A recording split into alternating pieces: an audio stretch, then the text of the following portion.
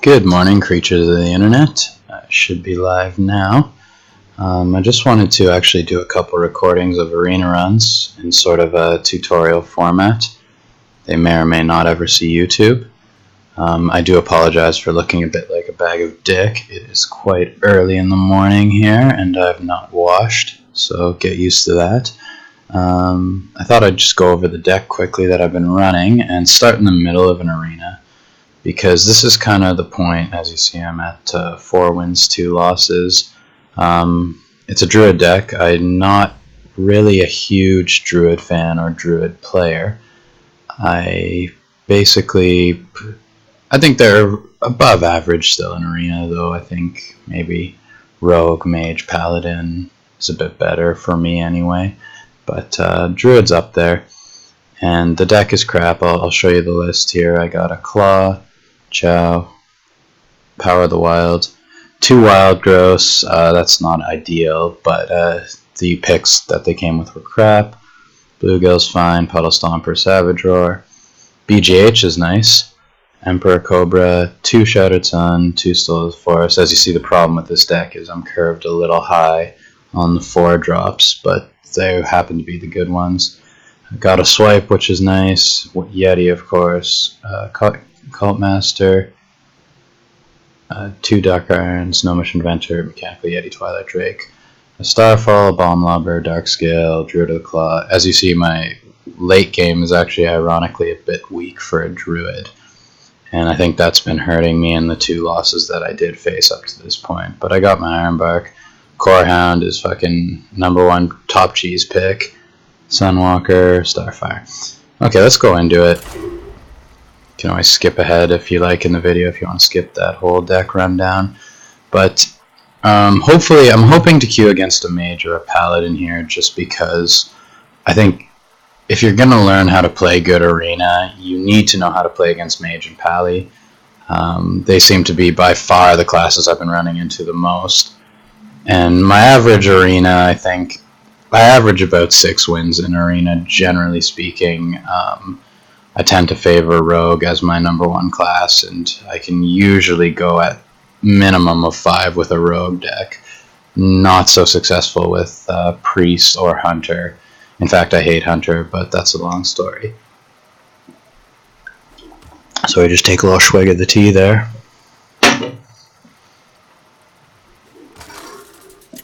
Hoping this recording quality comes out okay. Incidentally, this is my first recording. Let me just turn the volume down a bit there, pardon me. Okay. So we got a Soul of the Forest, Starfire, Claw, Cobra. That's pretty crap. I think I'll keep the Claw, especially against a Hunter who's likely to have quite a lot of early game tempo here. Okay, I mean, that looks a little better, if not at least playable. Greet this fool. I think the correct play is to coin Wild Growth here.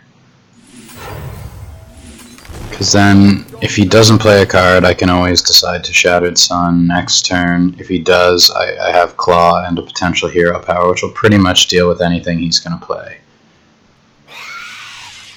Except that. Fuck. Well, I think Shattered Sun is still not bad here. I can then respond to trade for his creeper if he decides to trade. Likelihood is he'll hit face because he's a hunter and he's a nerd. And he got a Hufferino, surprise, surprise. Okay.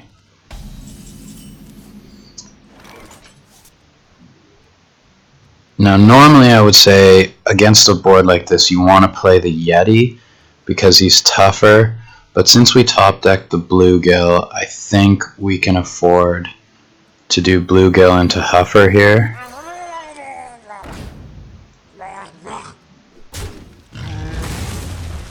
And I think we just want to Hero Power and hit face. because there's no point in killing that haunted creeper, because then we're just going to lose the Shattered Sun, which is actually the greater threat than the creeper. And ideally we want him to make the trade into here so we can either buff it with a Shattered Sun or something similar. So he gets one more damage off on us. That's, you know, can't be avoided.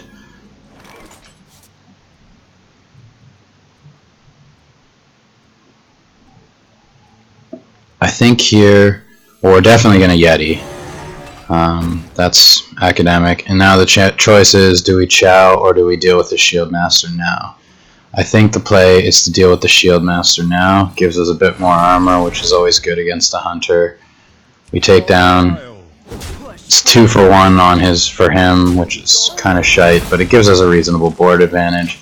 Now the danger is if he has a deadly shot, so I'm not really playing against deadly shots. That also sucks. Okay guys, this could be the end of our arena, which would be shit for my first video, but as she goes, right?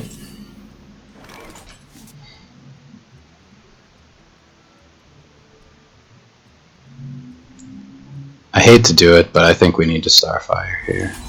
It's incredibly weak Starfire, but we get the card draw. We keep the Yeti alive, which is our priority. And next turn, hopefully we can then Dark Scale and start to finally trade out this little piece of shit who's been pecking away at me.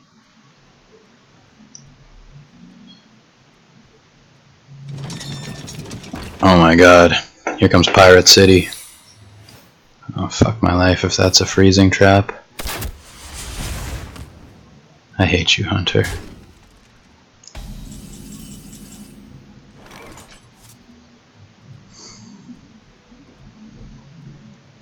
Before we do anything else, I think we should test if it's a freezing trap. Please don't be. Fuck. I hate you so much, Hunter. Okay, in this case, giving him the 5 health isn't really likely to be the difference between victory and defeat, so I think we're just going to drop the Chow and Dark Scale. We could have done, I guess, Dwarf, Dark Scale, or sorry, Dwarf rather, Hero Power and Chow, but I think the Dark Scale, that extra toughness is actually relevant. Okay, so he gets his 5 health back. Trades that. That's bad, but not critical. And I think we want to get this Yeti back out, or else he's just going to sit in our hand like a fat piece of garbage. Other alternative would be to Gnomish Inventor for a card and Dark Iron Dwarf. No, I think we're just going to Yeti Hero Power. Do a little bit to counter what the damage that his Hero Power is doing to us. And we still haven't killed this fucking MVP Creeper, who's actually at this point done 6 or 7 damage to us. I can't remember whether he coined it or what. And he's got a Boulder Fist Ogre.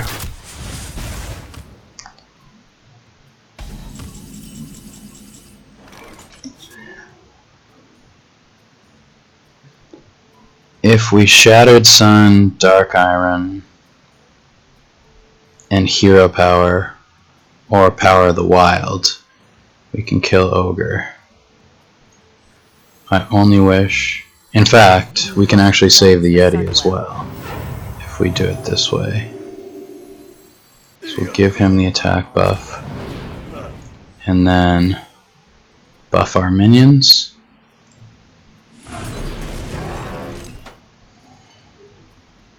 It's tempting to take 8 damage to the face here, but as a hunter, he's got likely a kill command or something upcoming, and we cannot afford to take 6 damage from that Boulder Fist.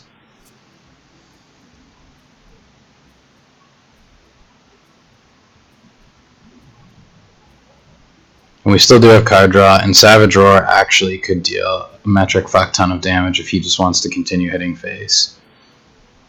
But it looks like he's thinking of trading here, which is actually likely smart for him.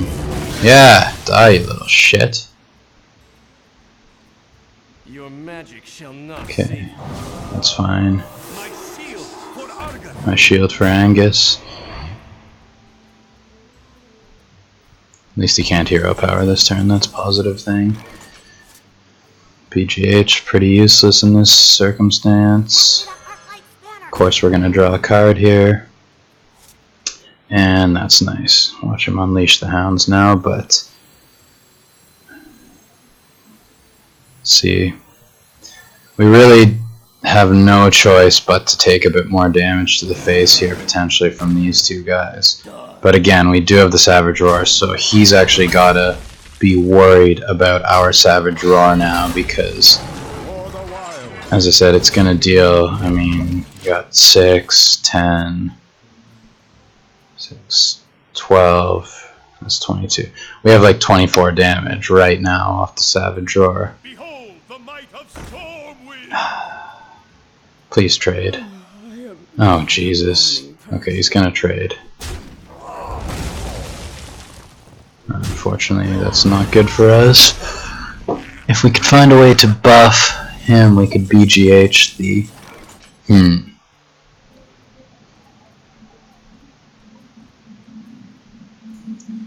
Good news is we haven't taken damage and he is running low on cards. The bad news is... Stormwind is a pain in the ass right now. I think we're going to trade her into him. And I think we hope here that Lobber hits the Stormwind champion, of course. If not, it's not the end of the world because it will hit the Imp Master. Okay, good. We got the Stormwind. Push forward. Now, at this point, I have to be considering maybe playing my big game hunter. That sucks because he gets more imps out of the Imp Master by doing so. But you gotta remember the hunter will only have 1 damage on the board, and big game hunter is actually a reasonable threat here. So I think I'm gonna trust that he probably doesn't have, in those 2 cards, a minion with 7 or more that's gonna be worth it for BGH. And huzzah, we gain armor back, climbing back into her.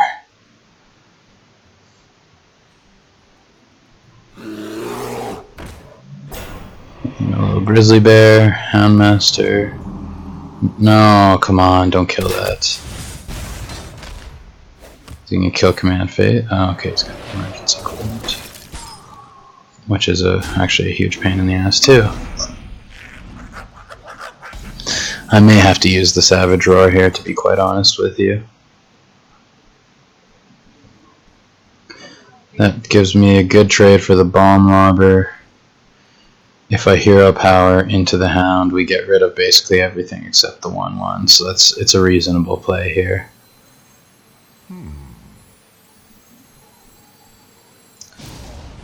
Yeah, I don't think there's a better way to do it, so we do not want to take...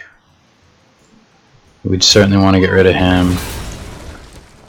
We'll get rid of the Imp Master, and I will use my Druid power for 3 attack to get rid of Hound, and we'll just drop the Puddle Stomper. I think I'm also just going to use the armor plating here in case he draws Unleash the Hounds or something, which will... Well, we don't want to allow him to kill any of our minions right now because we can wear him down if he doesn't top deck well. And right now, even though we're low on health, we are still having the advantage because he only gets the net gain of 1 health per turn. Ooh, a Cunt Master.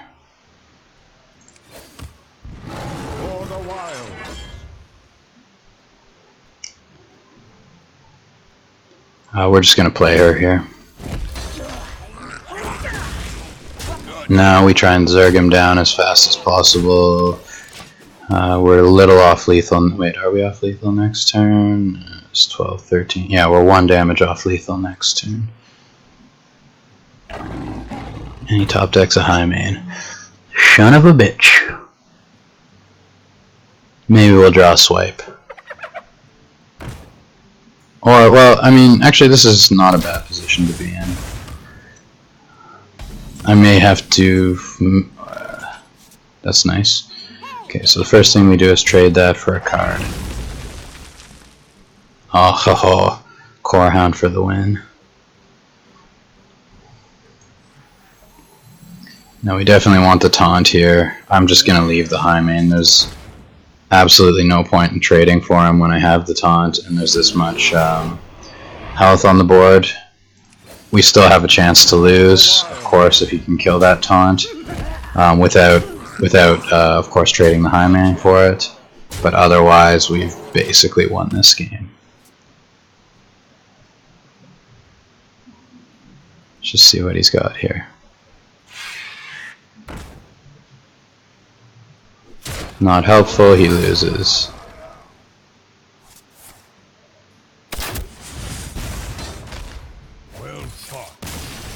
Natural mistake, Hunter. A natural mistake. So that was a close game, actually. As you can see, this deck is not very strong. But as a general rule, I would say when you're playing Hearthstone in the arena, a good player plays his class well, or her class. Sorry, ladies.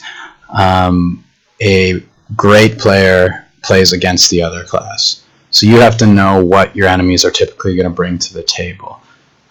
In this case, we had the Hunter. I have to worry about Unleash the Hounds, potentially a kill command, potentially Deadly Shot. So you got to be aware of what your opponent's playing. As I said, that was a pretty close game. It could have gone either way. And, you know, good on that little Haunting Creeper. So I'm going to shut the broadcast off now. I may do another game in this deck if it, let's say, if we win the next one, we go to 6, I will begin recording again and try and show you the boss battle for 7 with this deck. But in the meantime, thanks guys for listening, thanks guys for watching, and we'll see you again soon.